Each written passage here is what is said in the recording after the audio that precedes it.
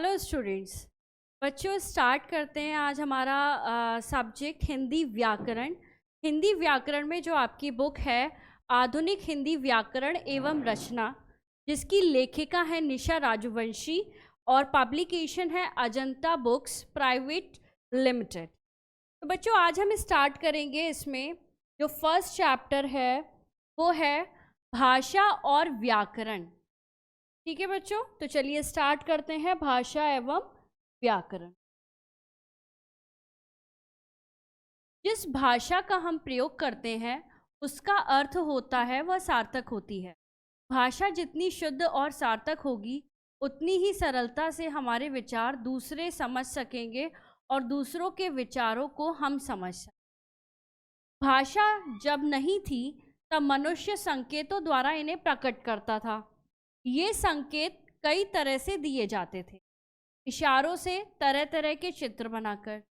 संकेत द्वारा मन के सभी भाव और विचार प्रकट नहीं किए जा सकते। धीरे धीरे वह विचारों का आदान प्रदान, आपस में बातचीत करने लगा। बोलकर सुनकर विचारों के आदान प्रदान की यही प्रक्रिया समय बीतने पर बोलने की भाषा बनी। भाषा का यही मूल रूप मौखिक भाषा कहलाता है। मौखिक उच्चरित शब्दों की ध्वनियाँ, आवाज़ को निश्चित चिन्ह दिए गए और इससे भाषा का लिखित रूप बना। इसे पढ़कर बात को समझा जा सकता है। तो ये बच्चों भाषा की थोड़ी सी हिस्ट्री थी। स्टार्टिंग में क्या हुआ कि सांकेतिक भाषा थी। जब कोई लैंग्वेज नहीं थी, भाषा नहीं थी, तो जो मनुष्य था वो संकेतों के द्वारा एक दूसरे से बात करने की कोशिश करता था, लेकिन संकेतों से वो सारे भावों को प्रकट नहीं कर सकता था। इसलिए धीरे धीरे जो है मौखिक भाषा स्टार्ट हुई, मतलब उसने बोलना स्टार्ट किया। मौखिक भाषा जब हो गई उसके बाद उसे आवाज़ दी गई, उसे ध्वनि दी गई और उसके बाद ही उन ध्वनियों में पिरोकर एक भाषा बनी, लिखित रूप में बनी वो भाषा। तो इस तरीके से भाषा का क्या हुआ, जो है डिस्कवर हुई। इस प्रकार भाषा वह साधन है जिसके द्वारा हम लिखकर, पढ़कर, बोलकर या सुनकर अपने भावों का, विचारों का आदान प्रदान करते हैं। तो भाषा से हम क्या करते हैं, हम लिखकर, पढ़कर, बोलकर क्या कर सकते हैं, अपने विचारों का, अपने भावों का आदान प्रदान करते हैं। बोलना, सुनना, लिखना, पढ़ना, इन चारों को हम भाषा के 4 कौशल कहे जाते हैं। 4 कौशल। हम स्कूल कॉलेज में पाठ्य पुस्तकों से भाषा के चारों कौशलों को जीतते हैं, क्योंकि ये चारों कौशल हमारे जीवन में बहुत ही उपयोगी हैं। भाषा के रूप, तो बेसिकली भाषा के 2 रूप होते हैं। मौखिक रूप, जिसे इंग्लिश में ओरल कहा जाता है, एंड लिखित रूप, जो कि रिटन, आप लिखकर जो बात अपनी प्रकट करते हैं। विद्यालय में स्वतंत्रता दिवस उत्सव पर शौर्य बोलकर अपने विचारों को सभी छात्र छात्राओं से कह रहा है और सभी छात्र छात्राएं उसके विचारों को सुनकर समझ रहे हैं। यही भाषा का मौखिक रूप है। जब आप अपने विचारों को, अपनी भावनाओं को बोलकर किसी को समझाते हैं तो वह भाषा का मौखिक रूप होता है। ईशान और नमन वार्षिक परीक्षा में प्रश्न पत्र को पढ़कर समझ रहे हैं। समझने के बाद लिखकर उसे हल करने की कोशिश कर रहे हैं। यही भाषा का लिखित रूप होता है। और जो भाषा को, जब हम अपने विचारों, अपने भावों को लिखकर बताते हैं सामने वाले को, जैसे आप एग्जाम में करते हो, रिटन एग्जाम होते हैं, ओरल एग्जाम होते हैं, मौखिक, लिखित। तो मौखिक में मैम आपसे क्वेश्चन पूछती हैं और आप बताते हैं, और लिखित में वो एक पेपर बनाकर देती हैं और आप क्या करते हैं, उसे सॉल्व करते हैं इन योर जो है टेस्ट जो कॉपी मिलती है उसमें। तो इसी तरीके से ये 2 रूप हैं। भाषा के विकास के बावजूद कई क्षेत्रों में अभी भी संकेतों द्वारा विचारों को व्यक्त किया जाता है। जैसे गार्ड हरी झंडी दिखाकर रेलगाड़ी को चलने का निर्देशन देता है और रेड झंडी दिखाकर वो क्या करता है, रुकने का संकेत देता है। इसी प्रकार क्रिकेट खेल में एम्पायर अपने हाथों के विभिन्न संकेतों द्वारा अपने निर्णय से अवगत कराता है। क्रिकेट में भी, सभी क्रिकेट देखते हैं, उसमें भी इशारे किए जाते हैं, इशारों से बताया जाता है नॉट आउट, आउट, 4 या 6। नगर के चौराहे पर खड़ा पुलिस का सिपाही हाथों से संकेत से बस, कार, रिक्शा आदि वाहनों को जाने या रुकने का इशारा करता है। संकेत रूप से भाव प्रकट करने का यह साधन कुछ लोगों के मत से संकेत भाषा के रूप में जाना जाता है, परंतु सभी प्रकार के विचारों को प्रकट करने में भाषा का यह रूप समर्थ नहीं है। अतः लोक व्यवहार में मौखिक और लिखित भाषा का ही मुख्य रूप से प्रयोग किया जाता है। हालांकि संकेत भाषा का प्रयोग किया जाता है, लेकिन अगर आप पढ़ेंगे तो दो ही रूप होते हैं, लिखित और मौखिक रूप। विश्व में सैकड़ों भाषाएं बोली जाती हैं। जापान के लोग जापानी बोलते हैं, चीन के लोग चीनी बोलते हैं, इंग्लैंड में अंग्रेजी बोली जाती है और फ्रांस में फ्रांसीसी बोली जाती है। अरबी, फारसी, स्पेनिश आदि संसार की अन्य भाषाएं। भारत की राष्ट्रभाषा हिंदी है।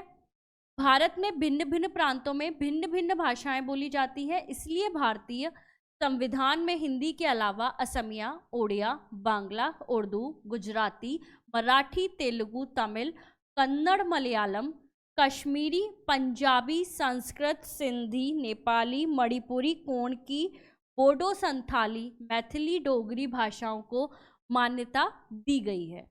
इन सभी भाषाओं के साथ साथ हिंदी पूरे भारतवर्ष में बोली और समझी जाती है। बोली क्या होता है? किसी विशेष क्षेत्र में प्रयोग की जाने वाली भाषा को बोली कहते हैं। तो जैसे कि हमें पता है कि इंडिया में बहुत सारे स्टेट हैं और सभी स्टेटों की अभी आपने देखी विभिन्न विभिन्न भाषाएं हैं, जैसे कि असमिया, ओडिया, बांग्लादेश की बांग्ला, उर्दू, गुजराती, मराठी, तेलुगु, तमिल, तो डिफरेंट लैंग्वेज हैं, ठीक है। लेकिन पूरे भारत की अगर भाषा की राष्ट्रभाषा की बात करें तो वो क्या है? हिंदी है। तो बोली एक वो चीज़ है, वो भाषा है जो एक जगह बोली जाती है, पूरे जैसे कंट्री है इंडिया, वो पूरे इंडिया में नहीं, लेकिन एक पर्टिकुलर स्टेट या पर्टिकुलर जगह पर वो बोली जाती है, उसको बोली कहते हैं। उत्तर प्रदेश में ब्रज क्षेत्र में बोले जाने वाली बोली कौन सी है? ब्रज भाषा बोली जाती है ब्रज में। अवध क्षेत्र में अवधी बोली जाती है। ये हिंदी की ही डिफरेंट, हिंदी से निकली हुई लैंग्वेज हैं, बहुत सारी हिंदी से ही बनी हुई हैं और इन्हें बोलियां बोला जाता है, भाषा कंसीडर नहीं किया जाता। भाषा हिंदी है। कन्नौजी भी हिंदी की बोली है। लिपि, भाषा के लिखित रूप को प्रकट करने के लिए कुछ ध्वनियां, चिन्हों का प्रयोग किया जाता है। इन चिन्हों को लिपि कहते हैं। लिपि के कारण ही मनुष्य द्वारा ज्ञान विज्ञान को विभिन्न ग्रंथों में सुरक्षित रख पाना संभव हुआ। हर एक भाषा की एक अपनी अलग जो है वो लिपि होती है। तो लिपि क्या है? जो भाषा है, भाषा को अब लिखित रूप देना था, उसके लिए ध्वनि चिन्हों का प्रयोग किया गया। जैसे कि अगर आप हिंदी में देखेंगे तो अ से ज्ञ तक बहुत सारे मात्राएं हैं, बहुत सारे वर्ड्स, अक्षर हैं, इन सबको मिलाकर ध्वनि बनाई गई, फिर उसे लिखित भाषा में दिया गया। तो ये जो जिस तरीके से लिखा गया वो तरीका होता है लिपि, कि ये भाषा किस लिपि में लिखी जानी है। तो ऐसे ही डिफरेंट जो लैंग्वेज होती है उनकी डिफरेंट क्या होती हैं? लिपियां होती हैं। जैसे कि हिंदी जो है वो देवनागरी लिपि में लिखी जाती है। हिंदी किस में? याद रखना है, देवनागरी लिपि में लिखी जाती है। अंग्रेजी को रोमन में लिखा जाता है, उर्दू को फारसी में, संस्कृत को भी देवनागरी में, पंजाबी गुरुमुखी और मराठी देवनागरी। सर्वप्रथम मानव की लिपि चित्रात्मक थी। जैसे कि अभी हमने पढ़ा था कि सबसे पहले मनुष्य ने संकेतात्मक रूप से बात करना स्टार्ट किया था, यानी कि चित्रों के थ्रू बात करना स्टार्ट किया था।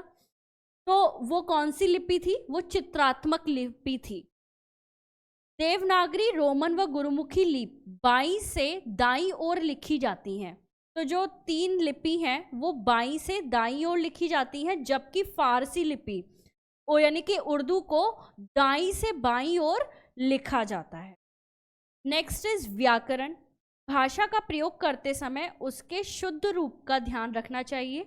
भाषा का शुद्ध ज्ञान व्याकरण की सहायता से होता है। व्याकरण ही वह शास्त्र है जो हमें भाषा को शुद्ध रूप से बोलना, सुनना, लिखना और पढ़ना सिखाता है। शुद्ध भाषा का प्रयोग करके हम अपने विचारों को दूसरों के सामने ठीक प्रकार से प्रकट कर सकते हैं। अतः भाषा में कुशलता पाने के लिए व्याकरण का ज्ञान सहायक होता है। इस प्रकार भाषा का व्याकरण के साथ गहरा संबंध है। तो जब हम लिखित भाषा लिखते हैं उसके कुछ नियम होते हैं, या फिर अगर हम बोल भी रहे हैं तो एक सही सेंटेंस, सही वाक्य बोलना चाहिए। और ये जो नियम हैं, ये नियम हमें व्याकरण बताती है किसी भाषा के, किसी भी, चाहे वो इंग्लिश हो। अगर आप पढ़ रहे हो तो आपके पास इंग्लिश ग्रामर पूरा संग्रह है जिसमें सारे रूल्स होते हैं इंग्लिश को फॉर्म करने के, लैंग्वेज फॉर्म करने के। इसी तरीके से हिंदी में हिंदी व्याकरण है। हिंदी व्याकरण में सारे नियम हैं, कौन सी शुद्ध वाक्य है, कौन सा अशुद्ध वाक्य है, संज्ञा, सर्वनाम, ये सारी चीज़ें जहाँ से भाषा की उत्पत्ति हुई, किस तरीके से उन्हें संगठित किया गया, वो सारे जो रूल्स होते हैं वो व्याकरण के अंदर होते हैं। व्याकरण के अनुसार भाषा के 3 अंग होते हैं: वर्ण विचार, शब्द विचार, वाक्य विचार। इन अंगों पर आगे आने वाले अध्यायों में क्रम से विचार किया जाएगा। तो ये जो 3 विचार हैं आपके, वर्ण जो है वर्ण विचार और वाक्य विचार और अक्षर विचार जो है, ये हम आगे वाले जो चैप्टर्स आएंगे उसमें पढ़ेंगे। तब तक आप रिवीजन करिएगा। मिलते हैं नेक्स्ट चैप्टर में। Thank you so much.